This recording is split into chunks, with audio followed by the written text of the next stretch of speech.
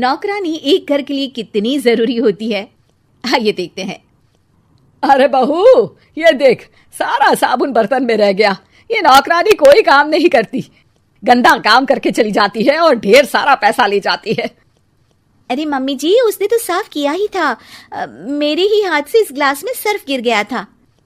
अरे बस कर झूठी, उसे बचाने के लिए सारी जुगत लगा ले, लेकिन मैं तो इसे निकाल कर ही रहूंगी। हमारे जमाने में ना कोई नौकरानी थी और ना ही ये चिकने बर्तन। चूल्हे के जले बर्तनों को राख रगड़ कर साफ किया करती थी मैं। अरे माँ जी, मैं कहाँ बचा रही हूँ उसे। और वैसे भी आजकल नौकरानी जरूरत नहीं, स्टेटस सिंबल बन गया है।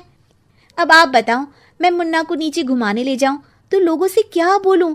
झाड़ू पोछा खुद लगा रही हूँ। लोग सीधा यही पूछते हैं कि कौन सी नौकरानी काम कर रही है तेरे घर पर। अरे बस कर, ये भी कोई बात होती है? मम्मी जी, आप नहीं समझेंगी। शाम को नौकरानी घर आकर काम कर ही रही होती है कि सास को कहती है, माँ जी एक बात बोलूं, बुरा न मानना। अरे वैसे तो मुझे तेरी शक्ल ही पसंद नहीं है, बात क्या खाक पसंद आएगी। अरे माँ जी, सुन तो लीजिए क्या कह रही है। तो मैंने कौन सा उसका मुंह पकड़ लिया है? अरे माँ जी, वो लाल साड़ी पहनती हो ना पहना करो। सास का गुस्सा अब तो 7वें आसमान पर होता है। अरे वाह जी वाह, क्यों ना पहना करूं? और तू होती कौन है ये बताने वाली कि मैं क्या पहनूं क्या ना पहनूं? अरे माँ जी, पूरी बात तो सुन लो, वो बोलना क्या चाह रही है। अरे बुरा न मानो आंटी जी।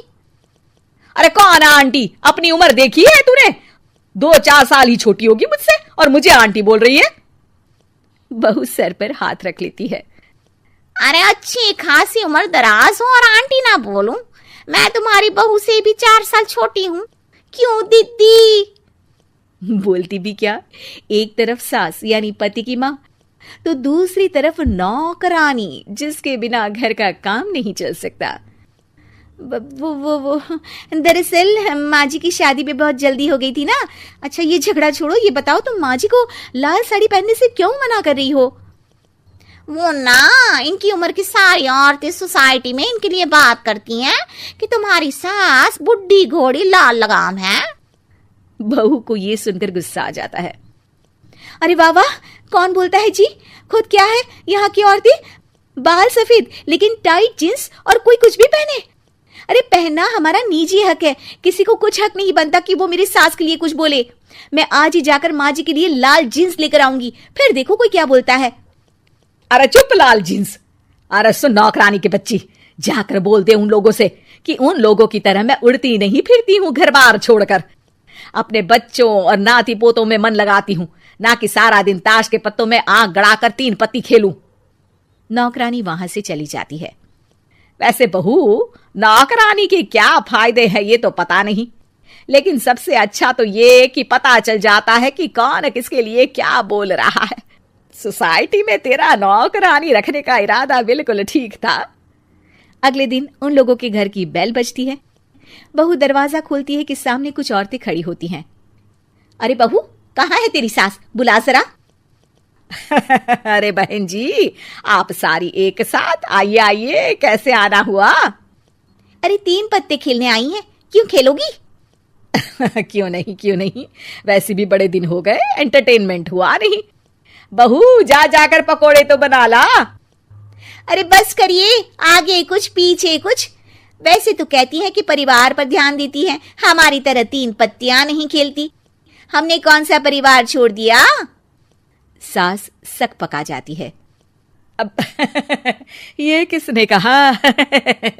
मैं तो कहती हूँ कि मैं भी थोड़ा बाहर निकलूं। आपने ही तो कमला नौकरानी से ये सारी बात की थी। सास और बहू को अब सारी कहानी समझ आ जाती है कि सोसाइटी की औरतें क्यों भड़क रही हैं। माफ करिए आंटी, मैं छोटी हूँ, लेकिन फिर भी पहले तो आप लोगों ने माँ की लाल साड़ी का मजाक उड़ाया था ना। हाँ उड़ाया था, लेकिन उससे पहले तो तुम लोगों ने हमारी जीन्स के बारे में बात की थी। अरे क्यों ना पहने हम जीन्स, तुम्हारे पैसों की थोड़ी ना है। सास और बहू सर पकड़कर बैठ जाती है। देखा बहू, ये खेल कर गई तेरी नौकरानी। यहाँ की बात वहां तो वहां की बात यहाँ।